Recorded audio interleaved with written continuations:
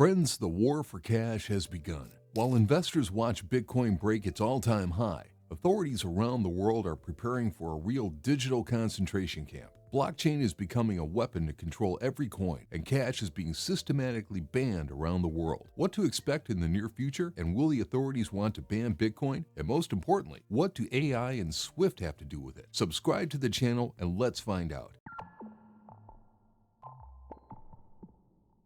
Let me briefly remind you that Cbdc is a digital currency of the central bank, completely controlled by the highest authorities. Cbdc has a retail version that is fully tracked. It is intended for the general public. There is also a wholesale Cbdc, corporate Cbdc, which is closed to corporations and is not tracked. That is, while ordinary people follow the instructions of the authorities under the threat of blocking their coins, the powers that be will play their game without rules. In the meantime, many do not understand where this is going. Let's see what the team of the SWIFT payment system is creating here. In the next 12 to 24 months, developers plan to create a platform that will help Cbdc connect to SWIFT. It is estimated that about 90% of central banks have long been exploring the possibility of using digital currencies. SWIFT Chief Innovation Officer Nick Kerrigan said the latest 6-month trial, which involved 38 central and commercial banks, was one of the largest global collaborations on Cbdc and RWA. Its main focus was to ensure that CbdCs from different countries could be used together, even if they were built on different blockchains or protocols. The developers say that this solution would reduce the risks of fragmentation of payment systems, and it seems to me, in the end result, this will lead to even greater centralization than now.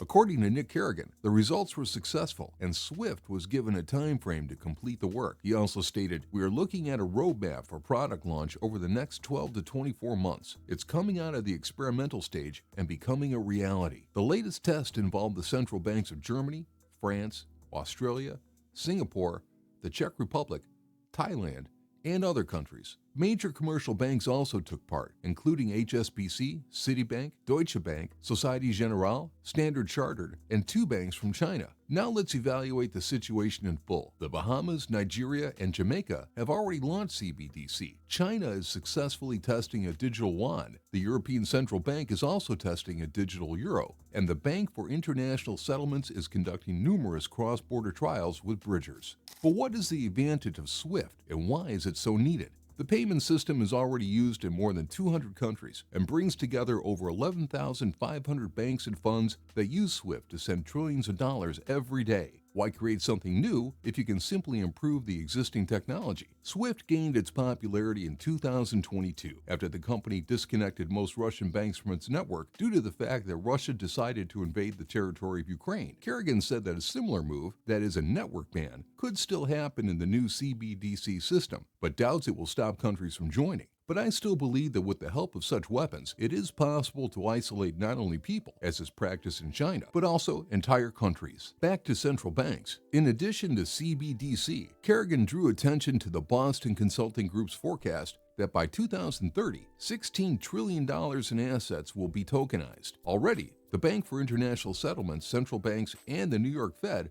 are planning to use tokenization to increase the speed and integrity of cross-border payments. Based on the words of Nick Kerrigan, we understand that after such tokenization, central banks will be able to block not only money, but also the assets of individuals and countries. Everything depends only on who will be in the leading position and whose rules the game will be played by. All this looks like a trap in which lies a valuable prize, but as soon as you take it, the trap slams shut and you can't escape. Someone will say that not everything is so scary, since they will not have time to monitor so many people. And here I agree. Everyone already knows what artificial intelligence is and how much faster it completes a task than a person. Various analysts and CEOs of large companies predict that by 2050, humans will be completely replaced by robots and neural networks. But what happens if you integrate super powerful artificial intelligence into Cbdc technology? In addition to the fact that it will be able to perform a lot of routine work with reporting, analysis, and other tasks, AI will completely control centralized blockchains, of which there will be many more due to regulatory policies around the world. The end result will be that AI will perform a super fast function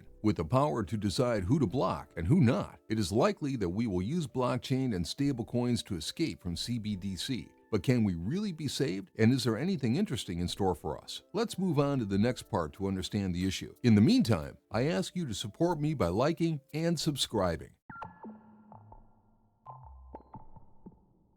On June 30th, 2024, the first crypto regulation law called MiCA will come into force in the European Union. Many experts argue that this will be the strictest regulatory document in the entire history of the cryptocurrency market. MiCA applies to crypto assets, which are defined as digital property. In turn, such assets are not currency, electronic money, etc., but they can be exchanged for goods and services, and crypto assets can also be used for payment. In simple words, it is not money, but it has value. According to MiCA, crypto assets are classified. They will be divided into utility tokens that provide access to goods and services. There will be a category of payment tokens, which include Bitcoin and Ethereum. The third category is investment tokens, which are securities. Also, according to MiCA, all exchanges, crypto wallets, and issuers of crypto assets will be required to verify their clients, requiring KYC and AML from them in order to provide information to the regulator. Every day there comes an understanding that cash will be the most anonymous payment method. But this too will soon have to say goodbye, since CBDC is attacking from all sides. Over the years, we've noticed how governments around the world are trying to restrict people from using cash. At first it was COVID-19, when they tried to tell us that money is dirty and you can get sick from it. Now these restrictions are associated with laundering and terrorism, and the European Union has introduced rules that all payments in cash over 10,000 euros are illegal. The purpose of the document is to make a single rule for the 27 countries of the Eurozone. In turn, such actions will help the government to detect and limit dubious transactions. Belgian Finance Minister Vincent van Petegem said, "This agreement will ensure that fraudsters, organized crime, and terrorists will no longer be able to legitimize their profits through the financial system." The legislation also strengthens rules against money laundering and terrorist financing, the government says. These rules will apply to luxury goods, such as luxury watches, cars, planes, and yachts. And the law will also be extended to the crypto asset sector to ensure traceability there, too. In 2029, the document will come into force, and I would call it this way: the EU government simply gave time for the legalization of assets before the upcoming Cbdc. But you may ask why this law is so important to me if I do not live in the EU. As a rule, countries do not undertake to invent their base from scratch and take what already works. Therefore, it would not be surprising if 90% of developed countries take MiCA as a basis and create something similar. But where can you go to feel financial freedom? I noticed that the opinion regarding Bitcoin is divided into two sides. Some think that it's crypto bubbles, which will burst after halving, and some are of the opinion that the ETF is just the beginning, and the first cryptocurrency will cost about $500,000, and no one will be able to block anyone who has it. My opinion